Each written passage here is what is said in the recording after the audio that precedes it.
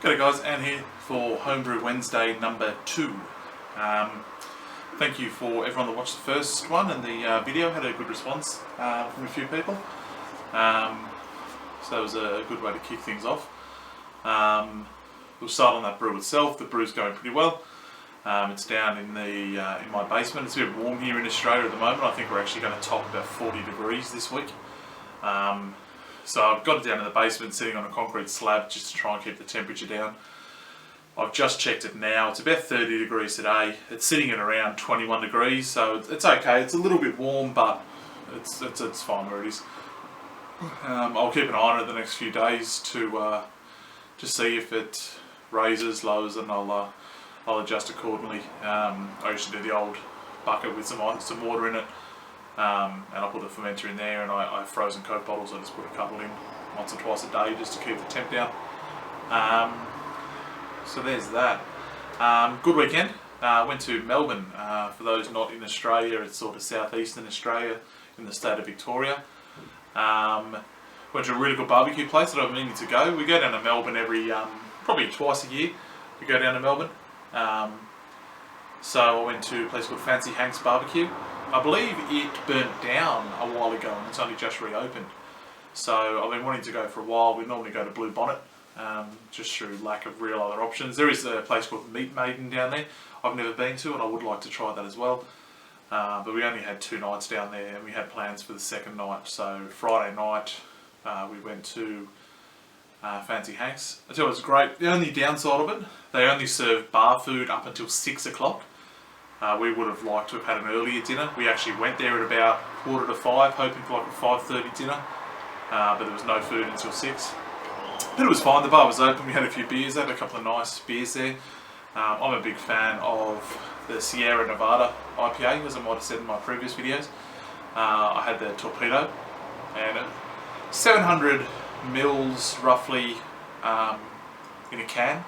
It was $15 a can, so $30 for 2 cans of beer was a bit steep. But yeah, I mean, it was nice. I only had 2 of them, and then I went to just tap beer. They had a tap pale ale. Might have actually been 150 lashes. Can't remember, but I had a few of those instead because of the price. For those that don't know, which is probably all of you, I like to collect stubby holders. So I've got a few stubby holders down there. I bought a 6-pack of Cooper's Pale Ale in a bottle shop down there, and they had this really nice, like, Hessian stubby holder. So it's like the foam inside, like a normal stubby holder, but it's got a Hessian sort of bag outside it, I suppose, like a layer, and it's got the Cooper's Pale Ale branding on it, which is pretty cool. And Fancy Hanks actually sell stubby holders too, so they were $5, so I grabbed one of those. The food was great. I put it on my Instagram. People that don't follow that, I'm not really going to put any things like pictures and that up on YouTube. I really use Instagram for that. I do sometimes Snapchat, but not often. So it's instagram.com/OzBeerAndSmoke, AUSBERNSMOKE, OzBeerAndSmoke. We've got a decent following on there, up to about 20 or 30 followers. Pretty much post every day on there. Something, it's not always beer and barbecue related. There's some random stuff, what I'm doing, what I'm cooking, what I'm eating, what I'm drinking. It's worth a follow if you've got Instagram. Instagram's a great little community. There's a heap of brewers on there. There's a heap of barbecue guys on there. It's a great little community on there just for sharing pictures of what everyone's doing. It's probably more active on the weekend because people are smoking their meats and that on the weekend and going out for a drink and stuff. So it's a lot more active on the weekend than it is during the week. You probably go maybe 4 or 5 posts a day on the weekend to maybe 1 a day during the week. But yeah, so that was my weekend. Saturday night in Melbourne, we went to dinner by Heston. That's Heston Blumenthal. Who's a pretty famous chef. He's pretty well known for using things like liquid nitrogen and that sort of stuff, like that sort of scientific cooking. They wanted to go there for a while. So we finally got there. When I lived in the UK, I tried for years to get into his restaurant over there, the Fat Duck, and couldn't, so he's open one down here now. It's not as sort of full on, but it's still pretty good. Again, photos are on Instagram. We had things like meat fruit, which is a chicken parfait that's made to look like a mandarin. Bone marrow, snails, some really nice steak, some really nice desserts, spit roasted pineapple.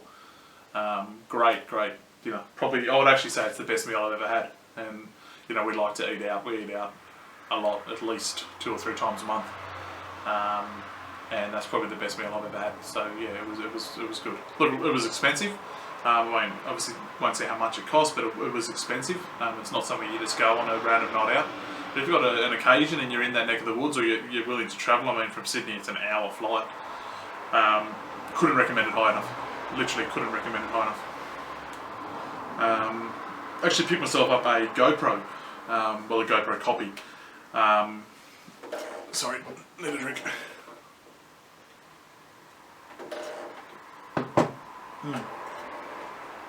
Yeah, it's almost gone. That's my Cooper's Australian bitter with some hops. Great beer. I'll probably redo that, and if I do, I'll put it up here on the channel. Yeah, so I've been thinking about a GoPro for a while. I just think it's just handy to have. I'm filming right now on my DSLR because I do like my photography. Not ideal for filming things like this. It's bulky. It's on a big tripod. It's a bit of a pain, especially brewing videos. Oh, what a pest! Absolute pest of a thing to do because of the size of it. So I was looking at the GoPro. They vary between say $400 to say $600. It's just way too expensive for what it is for me. It really is. It's just so expensive. You can get a DSLR that takes a great photo, can take video for less than that. I think the Canon 1100D, which is base entry of the DSLR, I think they're like $300 with a lens. I'm not paying $600 for a GoPro. Now I'm not going to say where I got it because I don't know the rules, but I got it online from China, from a Chinese retailer. It is a copy. It's not a genuine GoPro, it is a copy, but all the reviews on YouTube and online have basically confirmed it's perfect. It's full HD. The camera in it's crap. It's only 5 megapixel camera, which is it's garbage. But your phone would take a better picture. But the video is full 1080p, waterproofed into 30 meters. One of the videos had it in a bucket for about 2 weeks, and opened it up, turned it on, perfect. It comes with waterproof cases, mounts, tripods, everything. $60 delivered. Literally $60. It's a tenth of the price of a GoPro. So looking forward to getting that. Should be fun to just take out and about. Can't really take this thing out and about if you want to take a quick video. Like I said, it's too big. So yeah, it'd be good to take it out, especially the brewing videos. It's that big. Can easily just put it on the tripod, set it up, take some videos of the brewing. And it makes a lot of sense to me. And I've wanted one for a while, and I'm one of those guys that can't help it. If I want something, I need to buy it. So plan for the channel. I'll put a little update at the end of this. It's only a quick little 10-second video. Fermentation went crazy on the IPA. It was my first time using a liquid yeast. I'm gonna try and harvest it because that was nuts.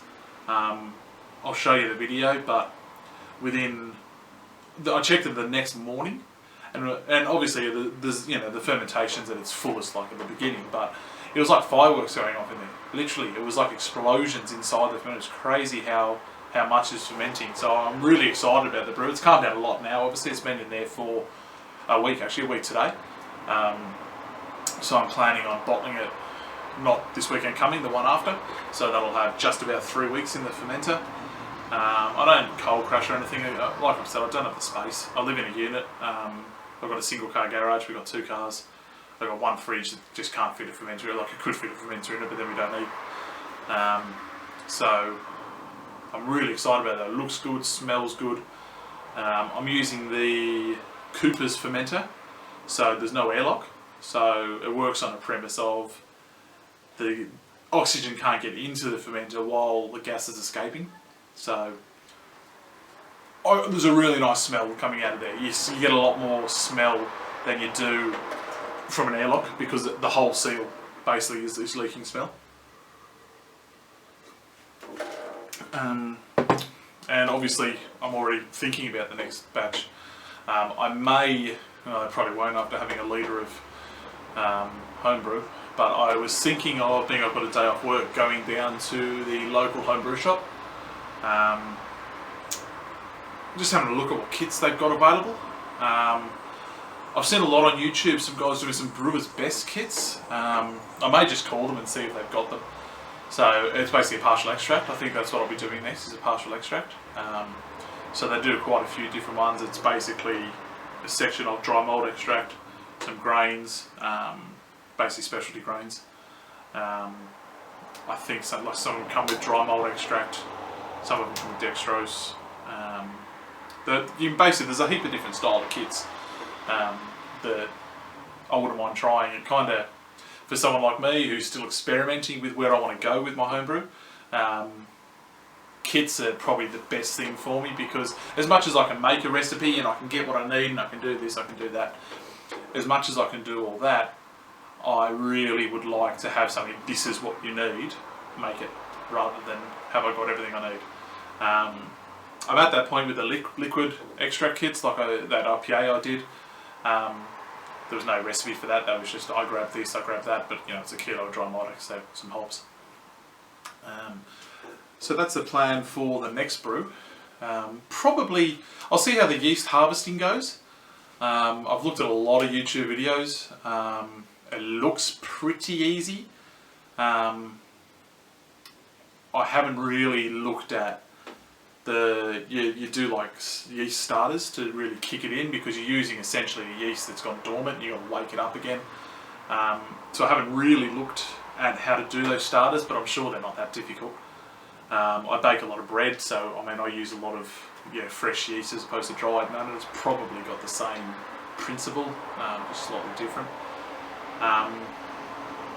So yeah, I mean that's all that's really going on. I'll make it, if I do decide to harvest the yeast, I will video it, I will record it, and I'll make a video on it, and maybe even won't be next week's, maybe the week after's Homebrew Wednesday. I think if I do actually harvest it, I may actually make that whole Homebrew Wednesday, which will be number 4, solely based on harvesting yeast. And like I've said previously, like an idiot's guide to it, because I don't really know what I'm doing with it. It'll be sort of a trial and error.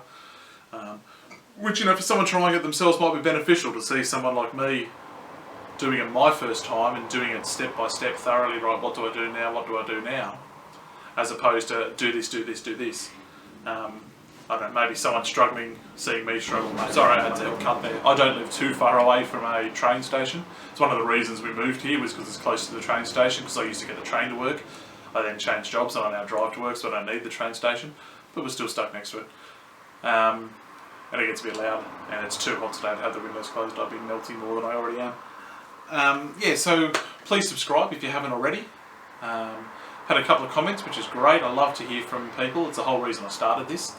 Even if you're new and you don't want to speak or talk or whatever, that's fine. Just click like so I know you've seen it, and yeah, that was a help. Or it's a good start. You've got a lot of things to improve on. Stop saying for example. But yeah, if you click like, I know you're there and like, yeah, sweet. So that's pretty much it from me. Hope you're all well, hope you're all brewing something, or you've got something to drink. And that's pretty much me done.